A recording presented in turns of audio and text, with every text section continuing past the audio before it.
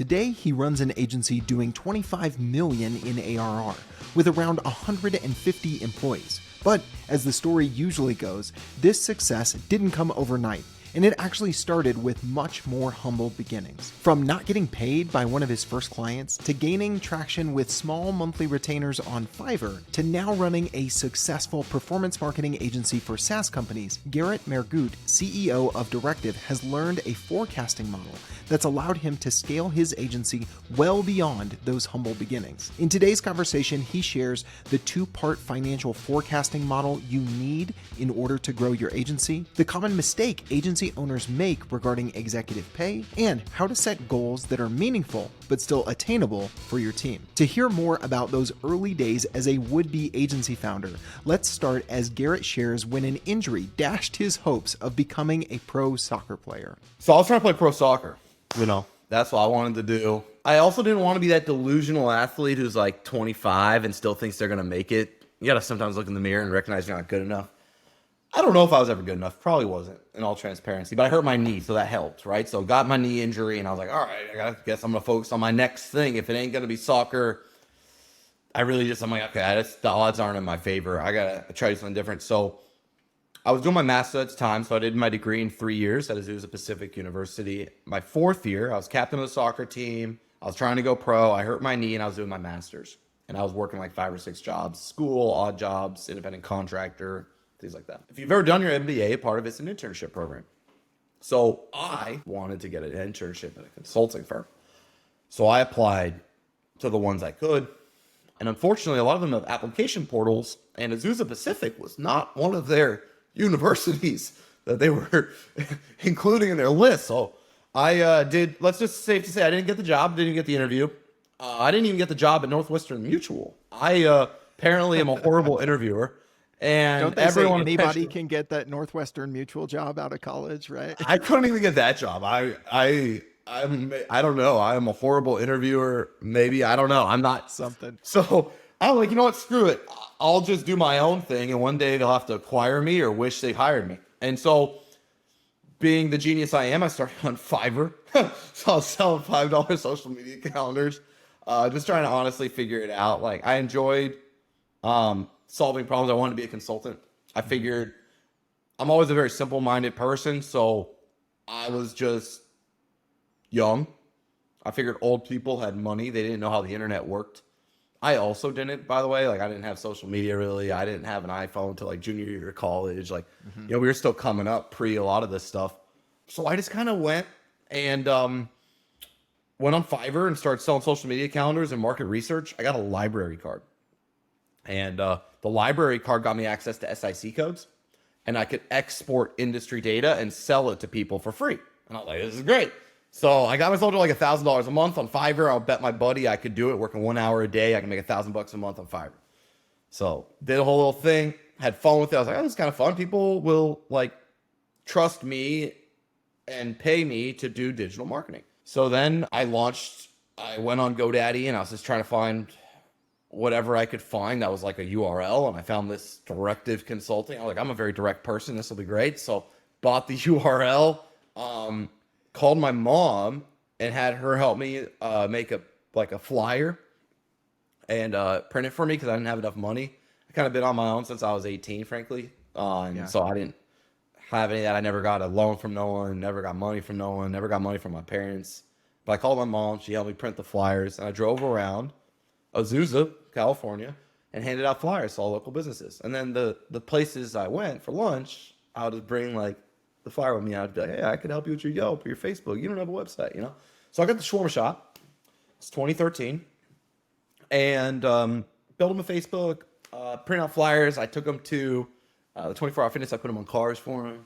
I built like just his Yelp. I was just trying my best. I didn't know what I was doing. I was just watching YouTube videos, trying to teach myself. And came back to get my check on the 30th day. He said, come back tomorrow. So I came back tomorrow. The whole place was boarded up. Dude was gone. The restaurant was gone. And so that is my very first ever client at Directive. I got stiffed on the bill. I still actually, I'm going to go off camera, so don't hate me for this. But I still have the contract. So it's 7/26/13. I was so stupid. I didn't add the price. So I actually don't even know what I got stiffed with. I just downloaded this off the internet. I didn't know what I was doing. And so, did that. And then from there, I was pretty bummed. But like a month or a couple weeks later, my brother was at a hookah shop. He's like, this hookah guy needs help. So I built the hookah guy a website. And then he asked me to rank. He's like, could you rank me #1 for hookah in Glendora? That's where you started down the SEO path, huh? Yeah. And then I was like, shop. I've never done it before, man, but I could probably figure it out. And then I just read every blog post, honestly, I think that Moz had ever written, and watched all the Whiteboard Fridays. And I came up with a motto for myself: learn, engage, create. So my whole mantra was, if I could learn something new every day, engage with it. So apply what I learned. So take the blog post I read and apply it, like actually execute the knowledge. Then I create more value for myself and for my customers.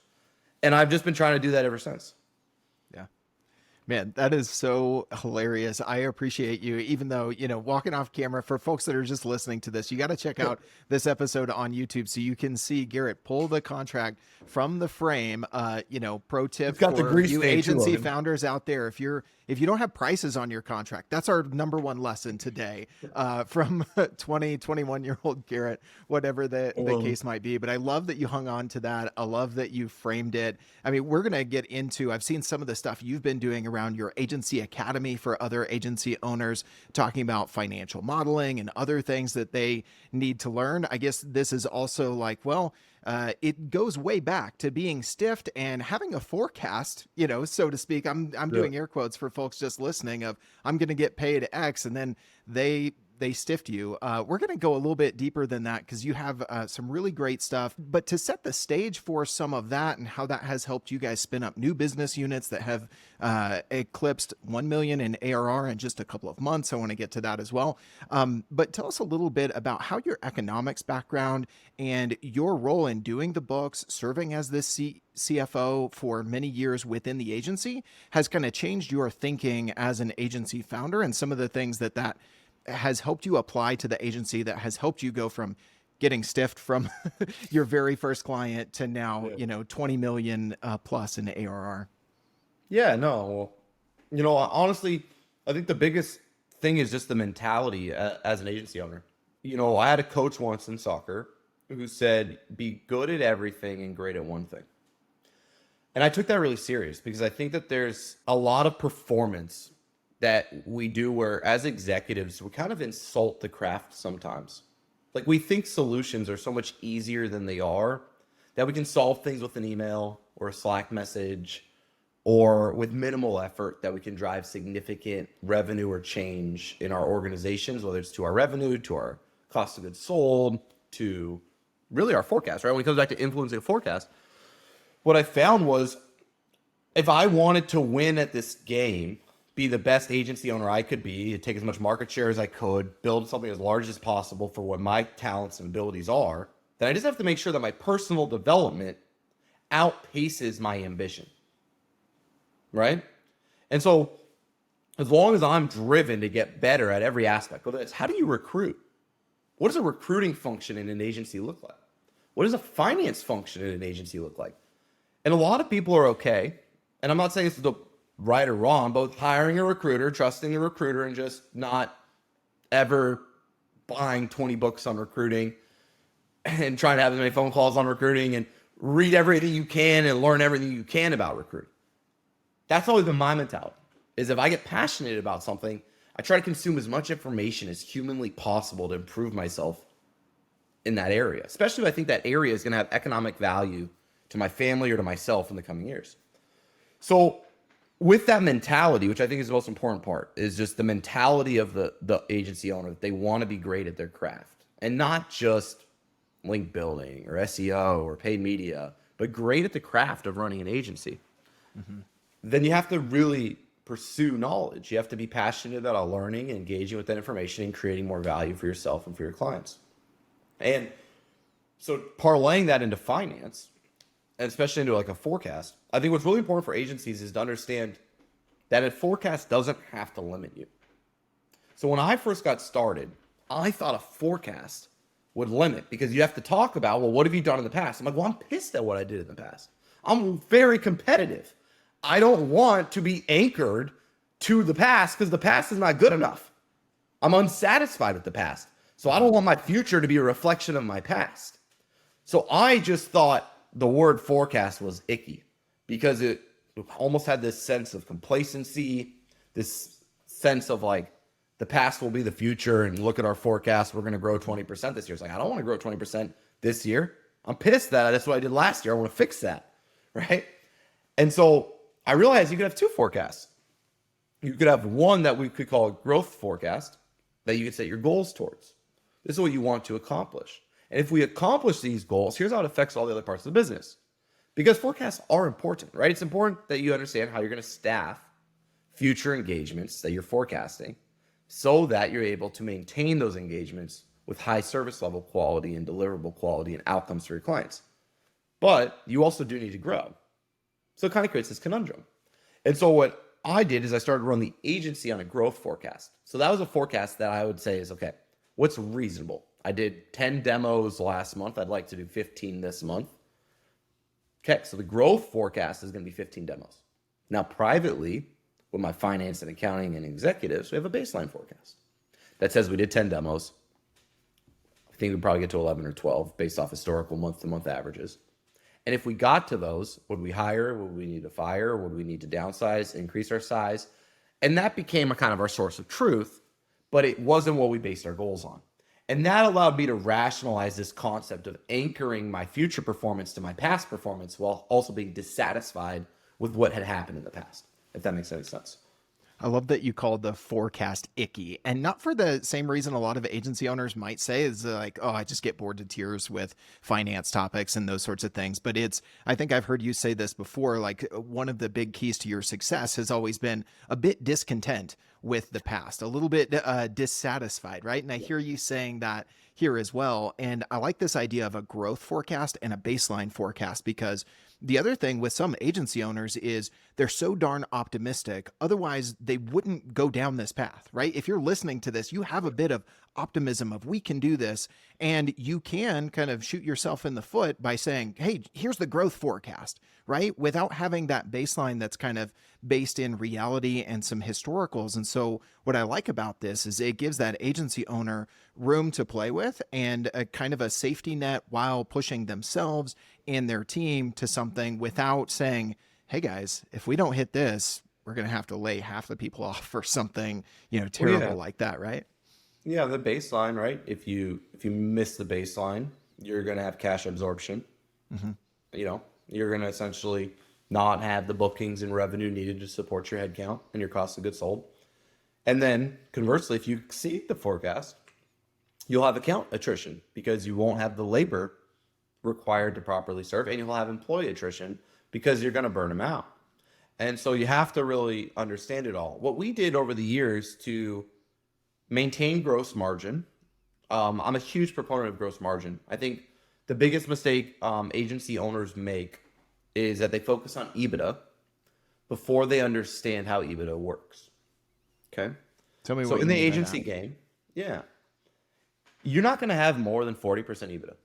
Okay? So just full stop. No one has more than 40% EBITDA. In the agency game, there's a couple opportunities to exit and make life-changing money. And I don't think all agency owners know it. And I found when I coach agency owners, they're very surprised sometimes at how this game works. So there's a magic number called $5 million in EBITDA.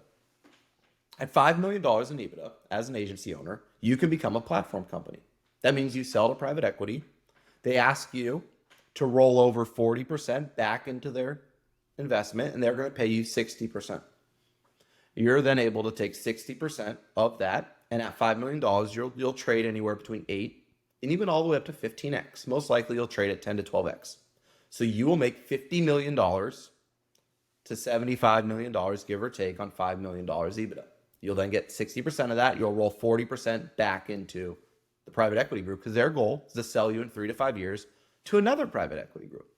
What a lot of people don't realize is that's actually the game. That is the best way to have an outsized exit in this game. There's no VC, there's no angel, there's no Series A. That is this game. Now, if you don't get to $5 million in EBITDA, you get acquired by the platform company.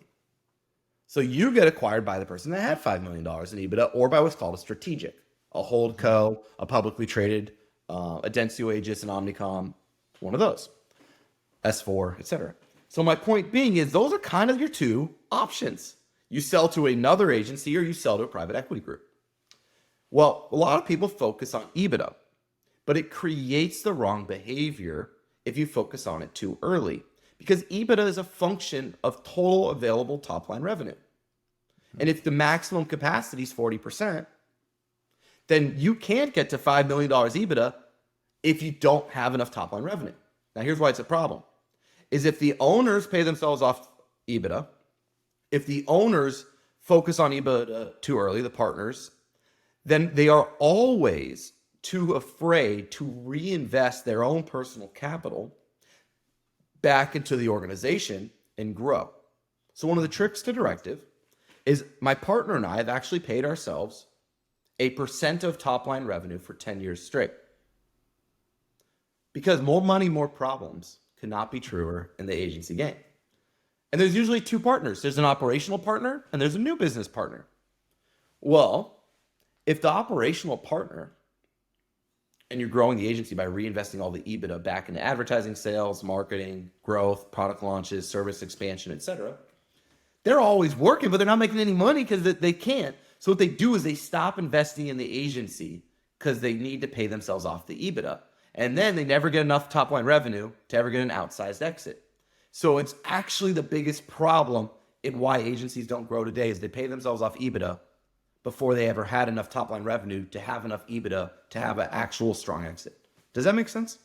Yeah, it does. I think you've teed up the problem really well, and you're saying they focus on it too early. So instead of doing that, if folks listening to this is say, they're one of the two partners, because often that co-founder relationship is there as you've laid it out, what's your advice for them to get out of that? Man, it just sounds like a hamster wheel, right? Like I got to pay myself. I can't reinvest back into the business. Now I can't grow the business because I'm not investing back in enough. What is the path to step off of that and go towards the path of those two, great outcomes that you talked about a few minutes ago?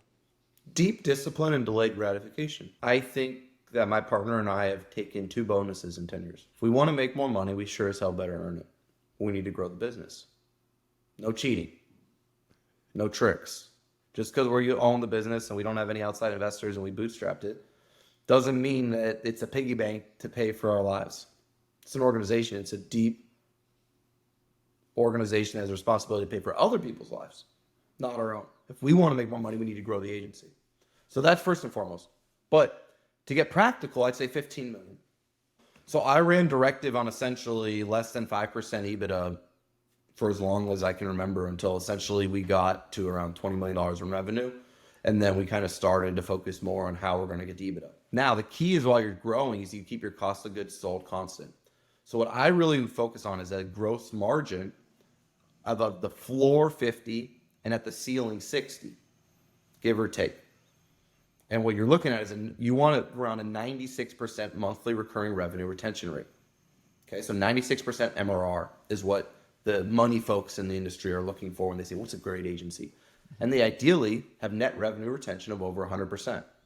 So that means that your business, very simply put, and I got to hear this, and I'll give full credit. This came from Grayson, chairman of Power Digital, most successful privately held agency I think to ever exist, and at least in recent memory. He said his number one piece of advice, and I'm paraphrasing, so apologies, Grayson, is that you need your churn, right? So you need to offset whatever you churn in recurring revenue with growth from your existing portfolio every month. And then anything you drive from new business goes straight to profit. What a brilliant way to focus on EBITDA. Brilliant. And he's amazing at EBITDA, far better than I am. I'm pretty decent at top line revenue, but that's what I've been focused on, right? I'm learning how to have EBITDA. I'm learning how to drive margin while still growing the top line of the business aggressively. And what I would say is I think that's a really healthy approach. It's get that 96% monthly recurring revenue, and then you want net revenue retention of greater than 100%, which means whatever you lose in recurring revenue, you're able to gain in that same period of time from your existing clients through cross-selling and upselling. And I think that's a really healthy way to look at it. Yeah, and a very simplified way to look at it. So much in agency life can just feel overwhelming and complex. We're dealing with people both internally and externally. It's not just a product to ship. There's all those nuances and there's all those complexities, and it can feel like, death by a thousand cuts at times. And so we just need some simplicity. And I think that advice that you just shared from Grayson delivers that. As Yeah. we get back to the two forecasts, Garrett, I'd love to talk through some of the mechanics of how you go about building those two that we talked about, the growth forecast and the baseline forecast. And maybe it ties into these key metrics that you're talking about now in both retention and monthly recurring revenue. Where would someone start to begin the path of, hey, I want to take this advice and I want to start building these two forecasts so I have some simplicity and peace of mind? How could they get started? What are the building blocks to start with this two forecast model? Yeah, well, for $2,300, they can buy the forecast from my financial module on GarrettMehrguth.com. So my course, I give out all the assets I use to run Directive. So you would get the actual agency infrastructure of a $20 million plus agency. And it has modules across HR, people ops, essentially, finance and accounting, sales, marketing, and operations. And these are the assets that drive the business forward. So a financial model might have like 17 tabs, Logan. It's a pretty intense asset. But what's key about a good model, if we just talk a little bit more theory on it, is it needs to be a bottom-up build. So you need to take your life cycle stage performance from your sales pipeline and then be able to roll that into an overall forecast. And then each of your service lines you offer should theoretically have its own profit and loss statement that roll up into a unified P&L for the agency. So what I mean by that is you look at new business for, let's say, the SEO department. How many proposals did we get this month? And I'll usually try to focus on proposals held. I think it's the best KPI for understanding the future of an agency. There's very little variance between average order value and close rates once something is got into a pitch that the client has delivered and received. Usually your historicals are fairly consistent, so it's a good leading indicator to build the bookings forecast off of, right? So you bottom up build on the bookings by service line. So I think I'm going to have X amount of SEO proposals, Y amount of paid media proposals, Z amount of creative proposals, right? And I think that those each have the following average order value and the following close rate based on our historicals, which are going to drive the following amount in bookings, which translates to the following amount in monthly revenue. And then you take that, and then that's your bottom-up build on bookings, and then you do the same thing with the headcount by department, right? And everything goes in individual P&Ls that then rolls up into an overall P&L that you're able to essentially run the agency on. So I think the key is really just breaking out the service line P&Ls. If you ever sell to private equity, it'll be the first thing they do with your finances. They're going to start to splice your business. They're going to look at what your margins are for your smaller accounts versus your larger accounts. They're going to look at how your margins are by industry. They're going to look at how your margins are by service line. And then they're going to show you, hey, this is where your business is most profitable because they care about EBITDA. And they're going to have you optimize new business acquisition into the areas where you're driving the most EBITDA. That will be their playbook for you. So the faster you align yourselves with that, the faster you become a high quality investment for them. Mm-hmm. So that bottom up build, it really starts with the what we were calling the baseline forecast, and you're basing that on some of the historical data, right? And then going up from there to then build your growth forecast. There might be something I saw you talk about this recently somewhere where we kind of get leading indicators wrong in how we talk about them, how we measure them, especially when we're building a stretch goal, or like we're talking about here, a growth forecast. So talk about that next, that growth forecast, and maybe where we can get the lead measures wrong in trying to build that plan and then try to execute it is the other half of the equation, right? Yeah, well, I think that's the bigger part of the equation. I want to talk about that, I think, the most. But when you do a growth forecast, you go through phases as a leader when you set goals, and you see how the goals you set affect the culture of the agency, right? Nobody likes to be on a losing team. Yet nobody likes to be on a winning team that didn't win anything. In other words, you can't celebrate goals that don't matter, but you can't set goals that no one can hit. It's a bit of a conundrum as an executive. Right. Right? Because you can't fake clap Like, yeah, we're doing better than, well, not better than last year actually, but we're doing better than we thought. Like it's a hard thing to clap for, right? It's like, well, you're still below historical average, but you're doing better. And then the other side is like, we're never going to hit that goal, and it's self-defeating, and teammates quit and they give up because they don't ever think they'll reach the top of the mountain. So you can't have a hill that's so small that nobody is proud of what they've accomplished. You can't have a mountain so big that they die on the way. So the key to the growth forecast is that you are deeply honest with how committed you are personally as the CEO on accomplishing a growth goal. So what I mean by that is if I know I am not going to invest the time with proximity and passion into hitting a goal I give to someone else. Like this idea that like as the CEO, I get to live in my castle, I hire the world's greatest executive team, I send them goals and they just crush them for me is comical. It seems like the dashboard and you're like, ooh, looks good today. Yeah, I have a saying that rapport building is more important than report building. What you'll find with execs that report into CEOs is that the longer their reports are, the worse their performance is. You know, we have a tendency to try to write away our problems instead of fixing them. And so the reason I'm saying all this is because when you're the CEO, when you're the owner of the agency, you have to set growth goals. You have to have a growth forecast. And the key is to understand how it affects your culture and how willing you are to invest in the goals that are stretches.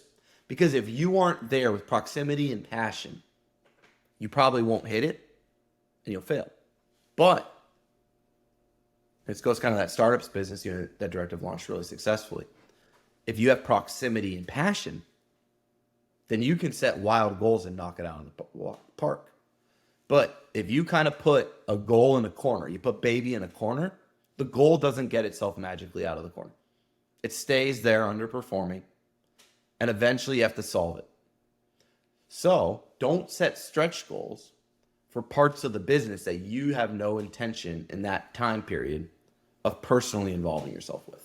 I think that's an interesting segue. You mentioned there, we talked about it at the top of the episode, closer to there, about the new division that you guys started up. So you've got a startup division that serves primarily earlier stage companies. You're a couple months in, no churn, crossed $1 million in revenue already for that business unit.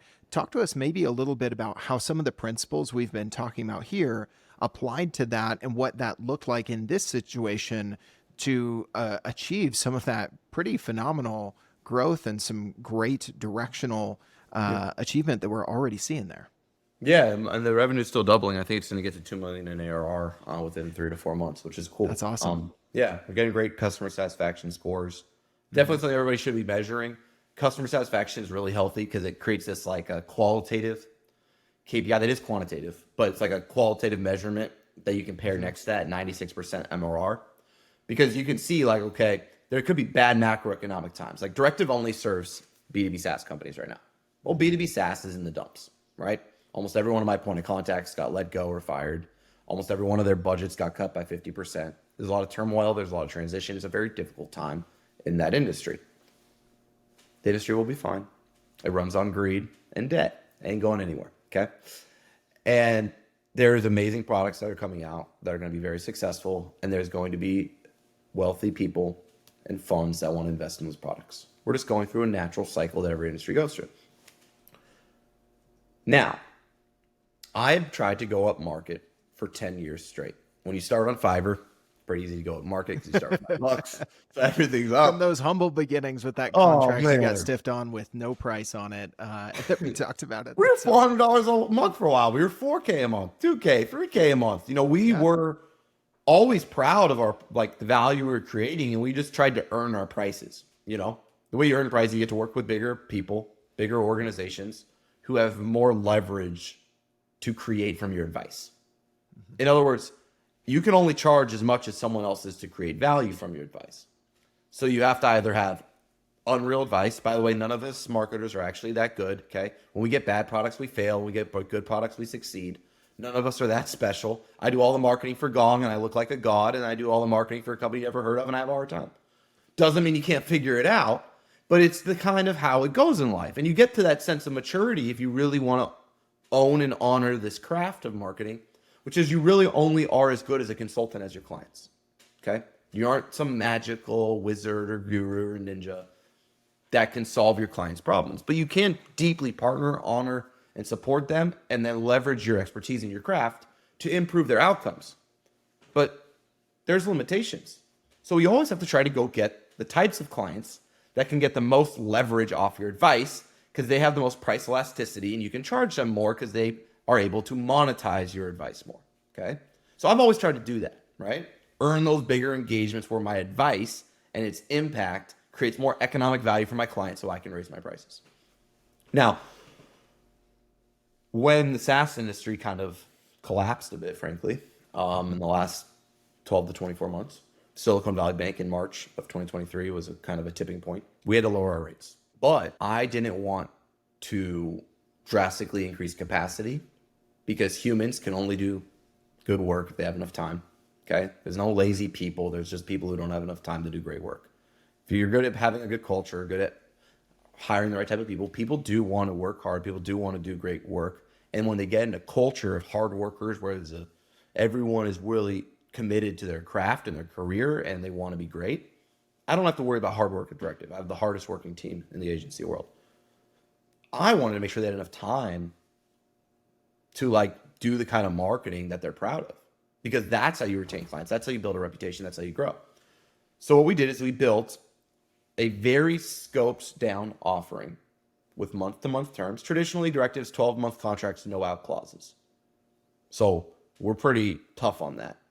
So we built a month-to-month engagement that took the top tactics, the most impactful things each of our service lines provided, built a very detailed training on how to perform each of them, hired high performers, and taught them how to be a true T-shaped marketer so that we could keep the consulting model of Directive and have one human deliver cross-functional value to a client at that price point.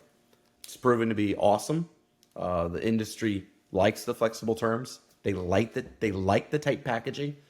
I had this thing for so many years where I believed that flexible SOWs, flexible quoting, swap tables, points, and kind of dynamic pricing was the best way to go. I will tell you, now that I've gotten better at kind of product marketing in agency world, tight packaging, clear deliverables with really tight decks that decrease psychological friction from your buyer allow you to grow a lot faster and a lot better.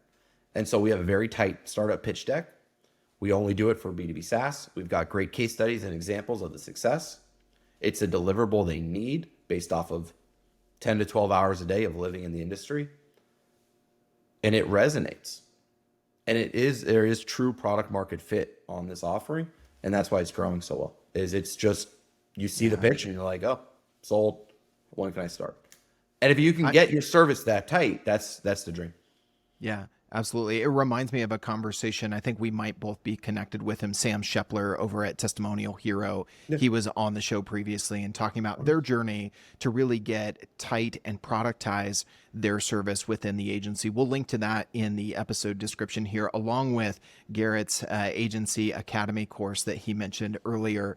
One question I have there that is, it sounds like you guys have found a way to do this, but you guys have always prided yourself on Directive of being the consultants, being the experts, being the masters in your craft that you want to continue to be as the agency CEO, and you want that throughout a high-performing team. When I think some people say, well, if we productize and we get it really tight and we get away from this dynamic SOWs and lots of different options, then there's a danger of being kind of commoditized. So what's your advice for folks, or your answer to that pushback on how you get really tight and really productized in a certain business unit, or maybe the whole agency, depending on where you're at, but maintain that expert authority that you want to have as the consultant who's a true partner and not just a vendor to your clients? Yeah, Sam, by the way, is a great guy. He's also taken the Academy course, just as a note. There we go. Nice tie-in. Great guy, really talented, building something really awesome. Methodology.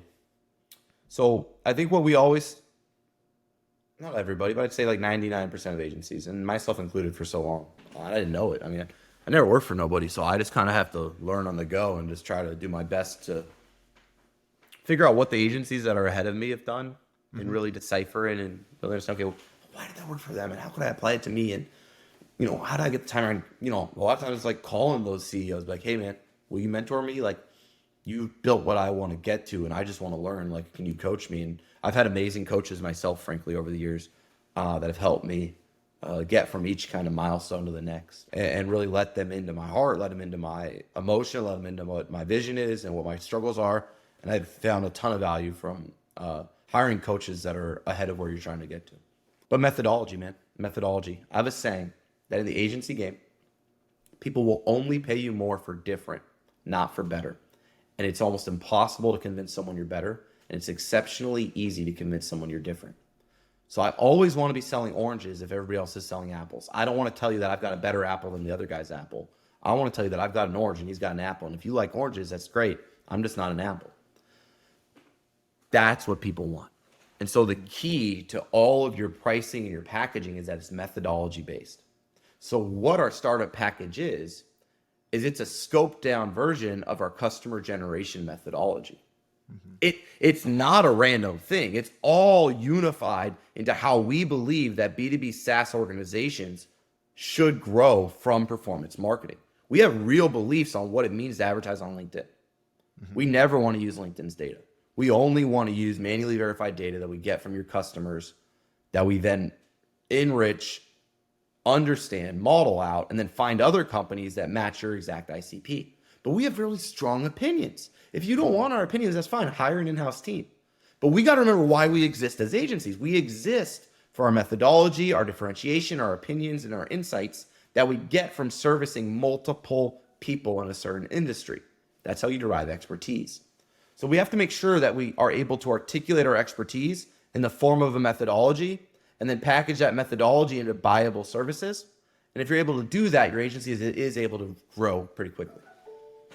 I think that is fantastic advice. We've actually discussed something very similar on this show. And so if you're hearing what Garrett is saying, 2 other episodes, especially if you are new to the show, we've got a lot of new listeners and viewers of the podcast. If you missed 3 steps to owning your niche in 90 days with Nick Bennett from Harness and Hone, or 5 steps to win more clients using benchmark data with Chris Nault, we'll put both of those in the episode description, because both of those 2 episodes, Nick talked about the niche that you solve a problem for that you deeply understand from a first party hand-to-hand combat sort of way. And that's how you can niche down and you can create, this is our methodology to solve this problem, but it has to start with a specific problem for a specific type of company or someone who's experiencing that. It doesn't always necessarily by industry. You guys have done it really well with B2B SaaS.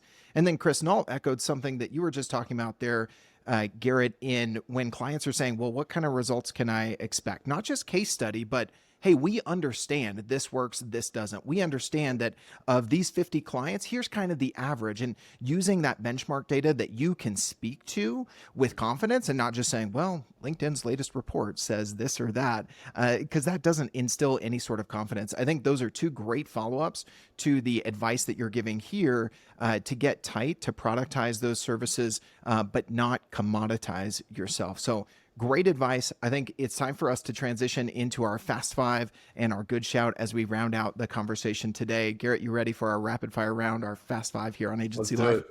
Let's do it. All right, man. Number 1, if I think you've created some content around this. If you had an extra $10,000 a month, so 120K a year to invest in the agency, where do you think you would put that and why? Probably save it right now. So what I'm focused on. But if I wasn't doing what I'm doing, usually like I hired a product guy at one point and I thought it was one of the best hires I ever made. He actually does positioning now. His name's Laurent Matson. He's a consultant. He worked with me for multiple years. Very, very talented at positioning and productizing your services. I'd check him out and I would definitely hire him if you want to build your own methodology. His name's Laurent Matson. Great guy. And I would hire someone like him and really build out your wikis. So really get strong at your documentation. What I found is I built an amazing methodology that I sold very well and not all my employees knew how to deliver. Yeah. And so, it's pretty hard. If your methodology is truly different, you can't hire people that know how to do it because it's different. So you have to get really good at productizing the training and the organization, your onboarding and your learning and development function as an agency, because we're talent businesses. Yeah. So if you really do niche down, you're going to have a hard time hiring people who have enough experience in your niche. So you're going to have to teach them the niche. And if you niche down even more to a methodology for that niche, you're going to have to train them even more on why what you do is different than everybody else for that niche. And so if I had $10,000, I'd really focus on the fulfillment and training and productization of my Notion, of my onboarding materials and everything else. Yeah, that's a really good call out. If you're getting really tight with your service offering, not only does that change the way you market it, but it changes the way you document and train your team on delivering it. All right, Garrett, this might be tough for you because I know you're a voracious reader, but what are some of your top all-time business books that are your favorites, especially those that you're recommending to other agency owners specifically? I mean, there's so many good ones that have all, like, everyone has a good, like, you can gain something from. So Good to Great is always a great. The Winning by Design books, I found agency owners are very poor at sales process and they don't understand its value or its importance, or they might have this icky feeling towards free work. Directive, I always want to do more free work than anyone else. So if we are in a pitch together, me and you, if you're listening to this, make sure I don't outwork you, because I'm going to do everything in my power to earn that business and show as much value free as charge to win that account. And so I would say Winning by Design, I'd say Good to Great. I would say Who.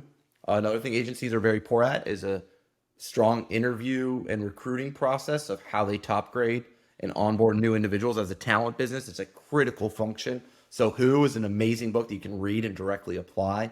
And then, yeah, I'd say those three. Those are probably the three most applicably strong books I've seen. I love it. Good and rounded out there. All right, number 3, Garrett, what's one mistake you've made in running your agency that you'll never forget? I mean, I make so many mistakes and I try to forget them all. Just because, you know. Was that saying, that was Ted Lasso, right? Be a goldfish. Forget about those mistakes pretty quickly.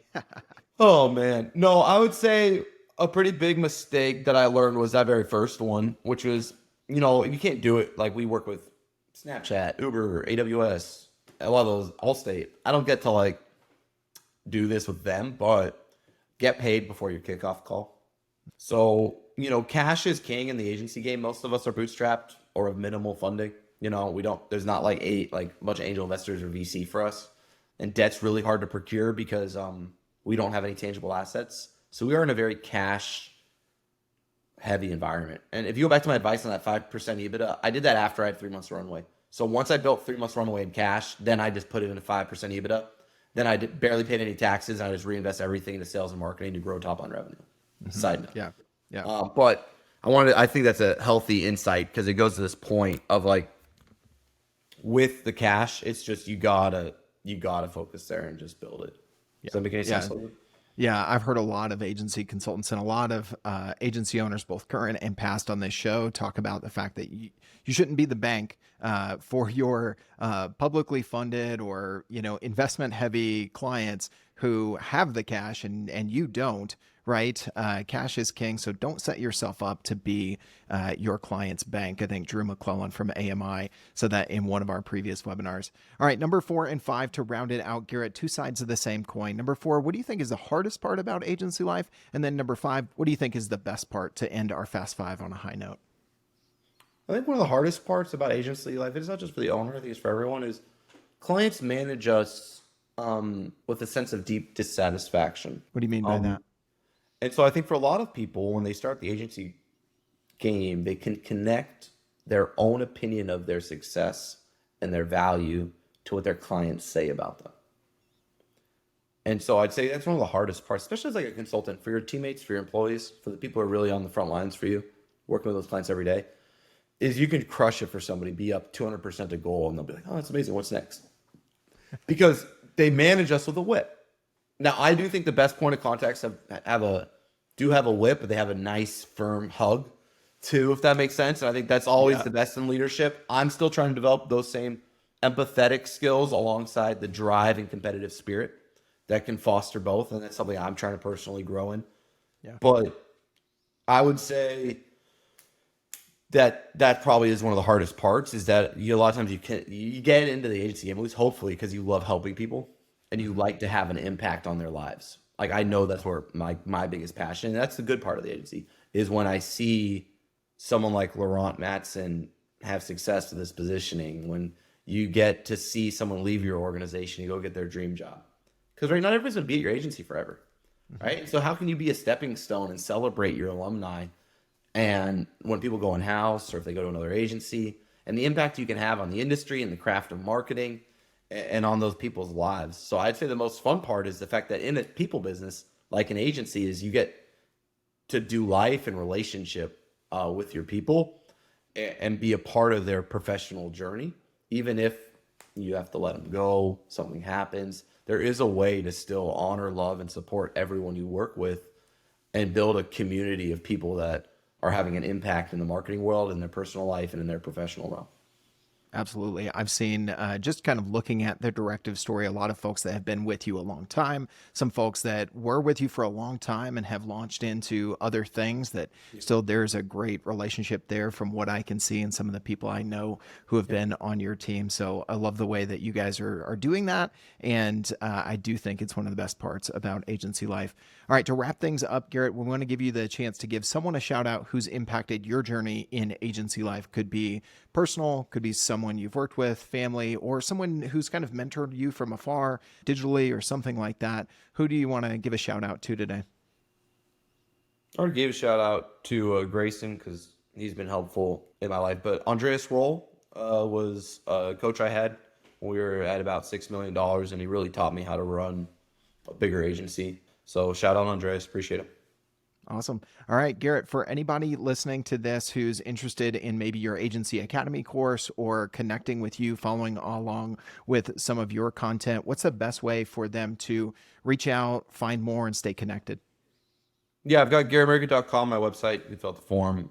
I don't get that many form fills, so I'll get back to you right away. And I love the honesty. yeah, no, I'm not very popular, so I always try to respond to everybody right away. You can shoot me an email, first initial, last name. You can connect with me on LinkedIn, Twitter. I try to get back to everybody right away and help in any way I can. So yeah, awesome. Feel free to connect. Awesome. We'll link there into your LinkedIn, obviously, in that Agency Academy course. I've seen some of your breakdown, kind of the quick 5 to 6 minute videos you've got on your YouTube page. What prompted me to want to talk about the forecasting today, and some really great stuff. And I appreciate you being our guest today on Agency Life. Thanks so much. Yeah, thank you, Logan, man. It's great being here. And if you're a SaaS company and need help with marketing, check out Directive. But yeah, thanks so much for having me, Logan. This is great.